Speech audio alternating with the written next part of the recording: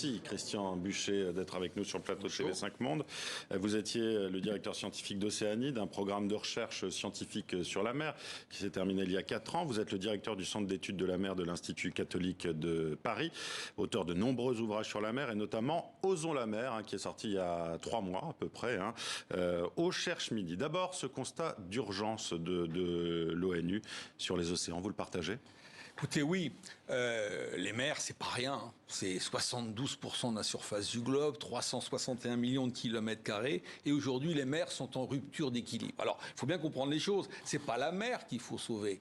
La mer, elle a vécu à 362 degrés. C'est nous qui disjonctons, nous les humains, à 42 degrés. Donc, il faut remettre les choses en perspective. J'adore les expressions. Il faut faire un geste pour sauver la planète. Mais c'est un problème en soi parce que c'est se mettre en apprenti sorcier. On est capable de sauver la planète. Non, non, non. Il y a sauver soi-même. Il y a deux catégories qui sont mal parties.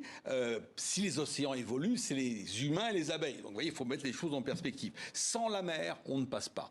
On n'aura pas d'océan de rechange. Aujourd'hui, il faut rappeler le service fabuleux que nous rend la mer. C'est pour ça qu'il faut oser la mer, parce qu'oser la mer, c'est pas l'exploiter, c'est se lancer vers des énergies marines renouvelables. Je pense pas aux éoliennes, il y a mieux que les éoliennes, je pense aux hydroliennes. Pourquoi c'est mieux ? Parce que c'est prédictible, parce que l'éolienne, si vous n'avez pas de vent, c'est comme le solaire, s'il n'y a pas de soleil, c'est plus compliqué. Les hydroliennes, c'est sous l'eau. Pas de pollution visuelle, et en plus, si vous voulez, vous avez un courant régulier. Donc, si vous voulez, EDF est tout à fait prêt, avec des choses permanentes, prédictibles, à augmenter sa part du renouvelable au-delà des 30%, parce qu'il faut bien alimenter en permanence. Sans la mer, on ne passe pas. Ça avait été les conclusions du Grenelle de la mer. La mer contient la quasi-totalité des solutions pour un avenir durable, et même mieux que durable, désirable. Donc, il faut s'intéresser à la mer. Mais vous savez, et je salue ce qui se passe, que c'est nouveau. Même à la COP de Paris, dont on se gargarise, mais la mer, les océans, on était là, un certain nombre en témoignaient, étaient aux abonnés absents. La mer, c'est 50% de l'oxygène que nous respirons. Vous voyez, sans mer, on rien. C'est près de 30% d'absorption de nos émissions de CO2. C'est fondamental, en fait, pour la vie sur Terre. C'est là où l'océan est malade. Oui. Parce que pour absorber, formidable service, 30% de nos émissions de CO2, ça provoque l'acidification des océans. Et c'est ce qui explique le problème avec les coraux, etc. Et ça, on n'en parle jamais. On parle des continents de plastique. Encore, quand on parle de continents de plastique, il y en a au moins 5. Le sixième continent, mais en fait, il y en a beaucoup plus que ça. Il y en a beaucoup plus que ça. Et encore, quand vous voyez un continent de plastique, il suffit de monter une expédition en Méditerranée, vous découvrirez un continent, parce que dans toutes les mers, il y a des phénomènes. Il y a 80% qui est au fond. Donc on voit que nous faisons porter, pour notre risque à nous, un poids sur la mer. Et la mer nous dit en substance... On ne va pas débattre comme on le faisait il y a 10 ans sur le réchauffement climatique, est-ce que c'est l'homme qui est responsable ou pas. Les océans nous disent, nous on n'en peut plus de vous rendre ce service formidable d'absorber 30% de nos émissions de CO2. Ça provoque une acidification qui flingue les coraux, qui abritent quand même 25% de la faune et de la flore sous-marine, par exemple. Antonio Guterres, le secrétaire général des Nations Unies, a dit ce matin que gérer durablement les ressources de l'océan pour le bien de l'humanité et la santé de la planète, c'est ce qu'il fallait faire. J'imagine que c'est quelque chose qui vous parle, puisque vous, dans votre livre Osons la mer, justement, vous expliquez que les océans peuvent sauver la Terre. Absolument. D'abord au niveau de la santé.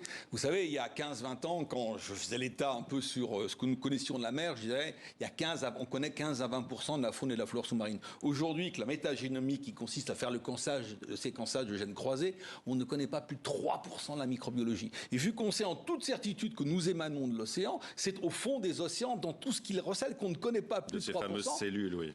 Que nous allons trouver tout ce qui va pouvoir, au niveau de notre santé, notre bien-être, d'améliorer les choses. Il y a tout au fond de la mer. Pas pour aller se servir, mais il faut porter un autre regard sur l'océan, c'est ce qu'on appelle le biomimétisme. L'océan, c'est même faire des choses que nous, humains, dans notre centre de R&D, on ne sait pas encore faire. Donc plutôt d'y aller pour exploiter, etc., jetons-nous à l'eau, non pas pour prendre, mais pour regarder là où l'océan avance, pour imiter. C'est ce qu'on appelle le biomimétisme. Nous rentrons, c'était les conclusions du programme Océanide, nous rentrons dans un 3e temps de l'histoire.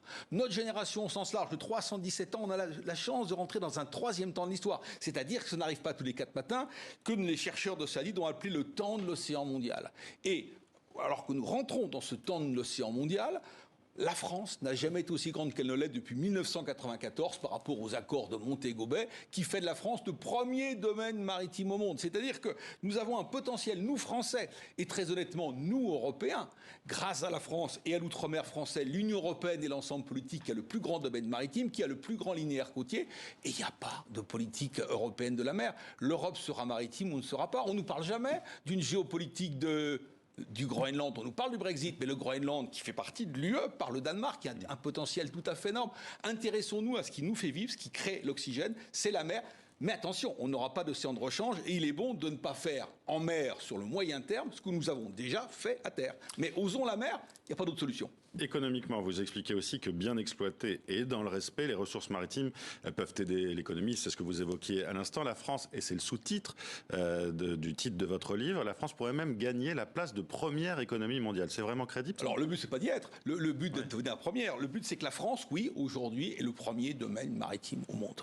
Quand vous savez que vous avez un pays qui s'appelle la Chine, qui n'est que le 10e domaine maritime au monde, et qu'on sait qu'au plus haut niveau de l'espionnage en Chine, que le seul élément qui empêcherait, d'après les dirigeants chinois, à la Chine d'être la première puissance économique mondiale en 2049, parce que c'est la date qui sont fixées, c'est s'ils n'ont pas 1,5 million de kilomètres carrés de domaines maritimes en plus, passer de 3,8 à 5 millions au moins de domaines maritimes. La France, qui en a 11, n'en fait rien et n'a pas une réflexion suffisamment engagée dessus. On comprend ce qui se passe dans l'Indo-Pacifique actuellement d'ailleurs. Hein. Mais tout à fait. Oui.